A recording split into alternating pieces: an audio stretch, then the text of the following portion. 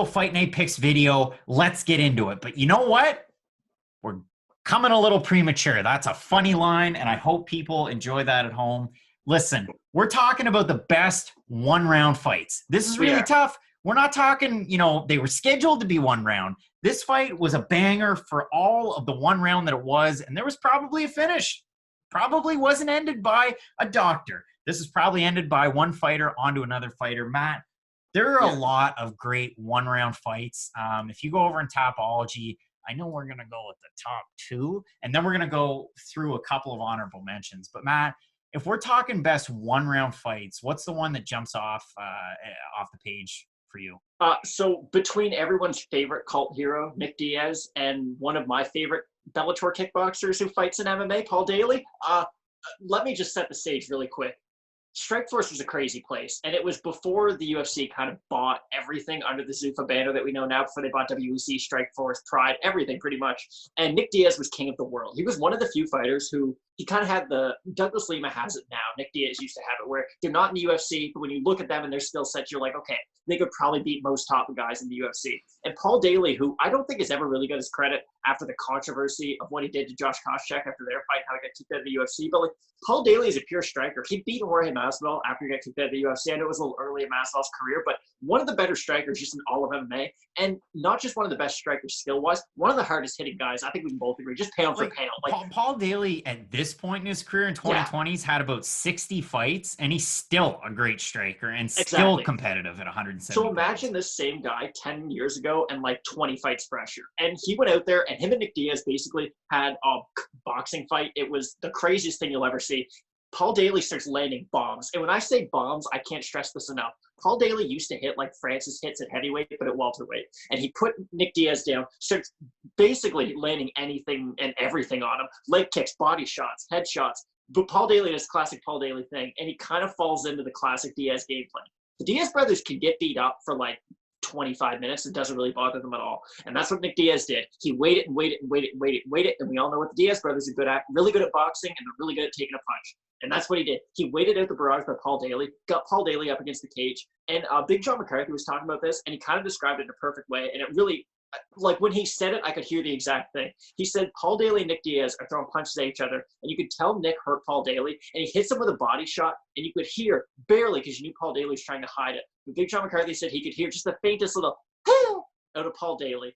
And that was when he knew that the fight was going to be done. Because if you have that little moment where you're kind of overwhelmed by the pain or the exhaustion that's coming at you, Nick Diaz is like a snowball going down a hill. It's just going to get worse and worse and worse and worse and worse. And that's how the fight went. He ended up getting the TKO in the first round on Paul Daley, which is the last way that everyone thought that fight was going to go. If the fight was going to end in the first round, it was almost guaranteed to be a Daley knockout. So if you've never seen Paul Daley versus Nick Diaz, I highly recommend you go back and watch it on YouTube, Fight Pass, wherever you can find it. It's one of the better fights of all time. And I mean, a lot of these best one-round fights are at 265 pounds, and that's going to be my pick. And listen, there's a tie right up at the top. You've got back in the Pride dates, Pride 21, Don Fry Takayama. I mean, you see that everywhere. Don Fry was the coolest guy at heavyweight. I mean, the American champion, the mustache, everything. Those guys grab the back of each other's heads and just flail away. Then they slow down a little bit, and then Don Fry gets the win. But it's an absolute banger. It's one of those ones that you have to go watch. But it is just an honorable mention on this list because I think that Francis Cheick Kongo and the United States of America's Mr. Pat Barry had one heck of a slobber knocker back in 2011 at UFC on Versus 4. It's one of those ones that you see in the all-timer of highlight reels because Pat Barry had Cheick Kongo more than rocked. And listen, I go back and I'll watch Shane Carwin when he fought Brock Lesnar and thinking that, hey, realistically, Shane Carwin should have won that fight in the first round because he had Brock Lesnar dead to rights. But Brock Lesnar continued to move and block and what have you. But Pat Barry had Cheick Kongo like it looked like he was totally out. And then like a phoenix rising, Cheick Kongo coming back into that one and absolutely baby deer legging young Mr. Pat Barry. Now, Cheick Kongo still fights in Bellator against the highest of high levels. In his last fight, it was a no contest for the heavyweight championship against Ryan Bader. That's how good Cheick Kongo is still. Pat Barry, no longer with us in the professional ranks of MMA. But still, if you want to go back and watch that fight, it's one of those all-time classic, like, hey, should that have been a finish? Nah, we'll let them keep going. Just bleed. Great fight. Oh yeah, perfect pick. Everyone's at least seen that highlight reel once while they're like scrolling through Twitter or Facebook or something, because you have to watch that 30-second period of Cheick Kongo getting dropped about 17 times and then landing that uppercut. Perfect pick. I'm gonna go with a bit of a hipstery pick for my honorable mention, if you will, my number two really. Melvin Manhoef versus Robbie Lawler. Melvin Manhoef is another guy. Think of Paul Daley, but a little bit bigger. He knocked out Mark Hunt and he fought Robbie Lawler. Like, this just tells you how good Melvin Manhoef is. How he fought Robbie Lawler at 185 pounds, but also Mark Hunt at 260 pounds. Knocked him out too.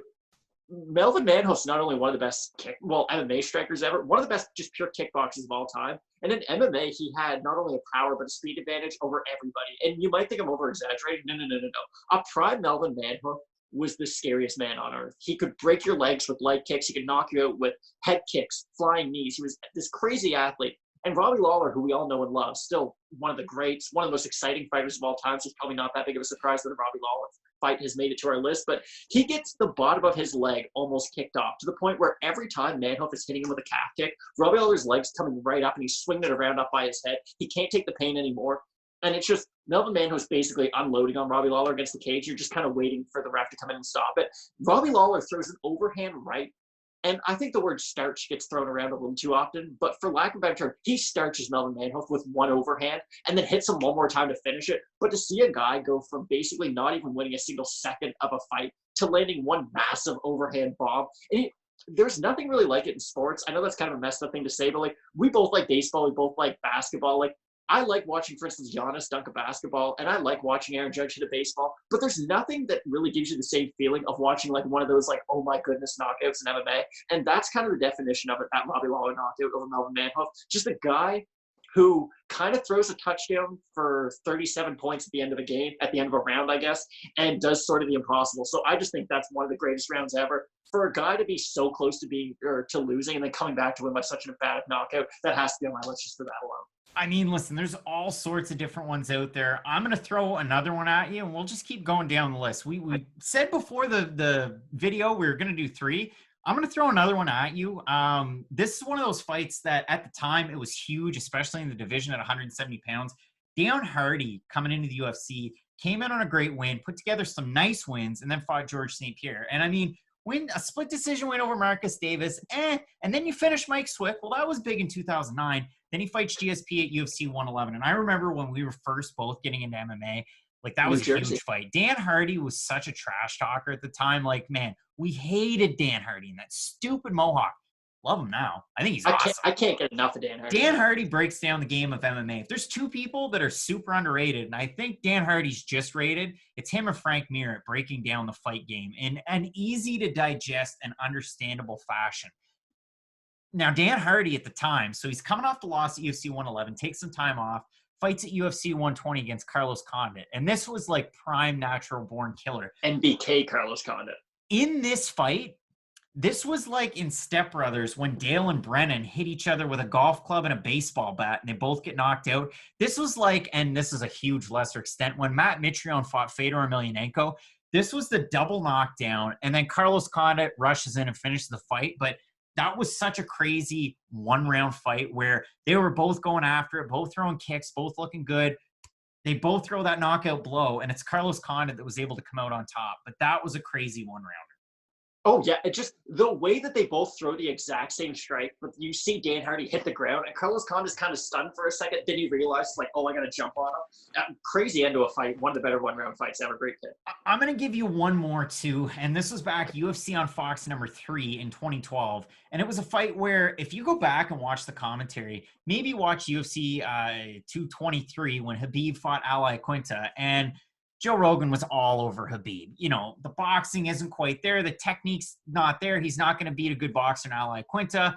But if you go back and watch this fight, you had, of course, Joe Rogan and you had Mike Goldberg. And you watch that fight between Alan Belcher and Mr. Paul Harris, Rusmar Paul Harris. Paul Harris gets the fight to the ground. Alan Belcher is in all sorts of trouble. Like, it was one of those ones where they're saying, yeah, Paul Harris is going to take a leg home, what have you. Belcher somehow gets out of the positions that he's in, and these were bad positions. And you talk starch, but he finished Rusmar Palhares, gets on top, finishes the fight. It was one of those ones where you're just so nervous that, like, Palhares is going to do what he did to Jake Shields or what he's done to other opponents, and he's really going to hurt him. and Alan Belcher comes out on top. And Alan Belcher is one of those guys that doesn't get the credit that he probably deserves at 185 pounds. Like, he had some really, really notable fights, notable wins, fought some of the best competition in the UFC at the time. But Alan Belcher, Rusmar Palhares, if you want one of those fights that, and it's that classic Louis Smolka line of, you want the fight that's going to pucker your butthole, that's one of those fights. You get nervous for Alan Belcher. You do. So my last one, I'm going to go back to Pride for this one. Fedor Emelianenko versus Kevin Randleman. One of the all-time great heavyweight fights. I can't believe we didn't mention this one earlier. Kevin Randleman, no disrespect, but he was on every Mexican supplement at the time. And to see Fedor, who just looked like, I don't know, your regular uncle who might work at a garage. From Starry Oskol. He had that very stoic look, but you knew that he was probably going to destroy everyone in front of him, especially at this time. This is earlier on, and this is Pride Fedor. This is the greatest fighter ever. Kevin Randleman gets his back, German suplexes him right onto his head, and it's one of those kind of scary knockouts where you're like, ugh, he could just be out, he could break his neck, like very dangerous. And Fedor immediately scrambles out of it like nothing ever happened and armbars Kevin Randleman. But that was the most trouble that anyone had seen Fedor in up until that point. And even then, I mean, Fedor still kind of ran over him, but a really good one to go back and watch because it's just two of the pioneers of the sport kind of putting on one of the better earlier fights. And to see kind of how MMA's expanded from what it used to be back then, especially in the heavyweight division. I mean, Fedor was the first heavyweight who really implemented kind of every martial art. And just to see kind of the streak he was able to go on by being the first real, if you will, martial artist heavyweight was really impressive. And that's one of his kind of premier fights if you want to go back just to realize how good Prime Fedor was. Oh, I mean, so many different, and it's really tough to think of it because when you think of like barn burners, slobber knockers, man, that fight went 2 rounds and somebody got dropped, or 3, or even into the championship rounds. It's really hard to think sometimes of some of these 1-rounders. I mean, I'll give you, and I might get a little bit of hate, but the queen of 1-rounders, Ronda Rousey, when she was on and just finishing fights in the first round. But there's all sorts of great, 1-round slobber knockers. Mir Nogueira 2, Matt Hughes, Frank Trigg, the second one, because the first one was crazy in its own right, but the second one was great too for Matt Hughes as well.